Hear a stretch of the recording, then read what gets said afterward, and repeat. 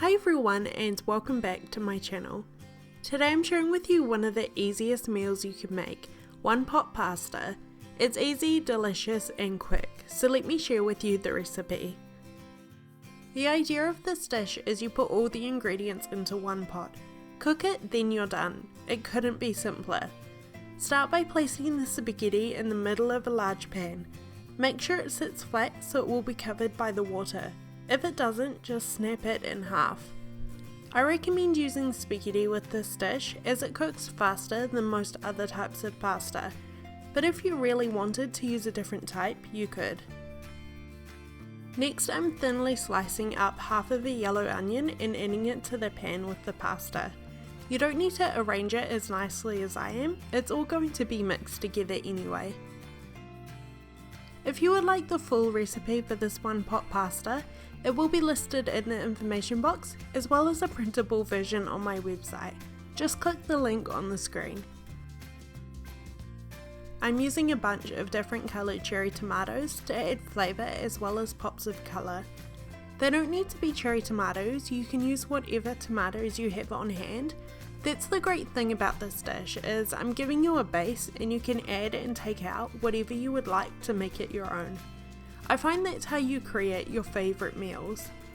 This is also a great way to use up odd veggies that you have sitting around in your fridge. Slice the tomatoes in half or into small pieces and add to the pan with the spaghetti and onion. I don't think you can have pasta without garlic. I always add it anyway. I'm using one quite large clove, so use a couple if yours are smaller.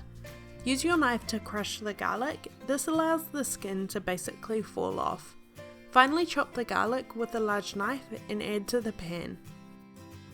This dish is designed to be easy and foolproof, so if you don't have much time and you don't rate yourself at cooking, then you need to give this one a try. The pasta is flavourful and the sauce is thick and creamy as it's used to cook the pasta. If you ever want to make your pasta sauces more creamy, forget cream and add some of the pasta cooking water. It's full of starch and will do a much better job than cream. Lastly is basil. It's easy to miss this one out if you don't have any, but it packs so much flavour and sweetness. It really makes the dish pop, so make sure you don't skip it. As well as water, there are a couple more ingredients I like to add to make up the sauce. The first is good quality olive oil. Add a few tablespoons, don't worry about measuring, it doesn't need to be exact. As well as oil, add about a tablespoon of balsamic vinegar. Balsamic has a very strong sweet but also tart flavour that goes perfectly with tomatoes. It really deepens the flavour of the sauce. Pour 2 cups of water or chicken stock into the pan and place on the heat.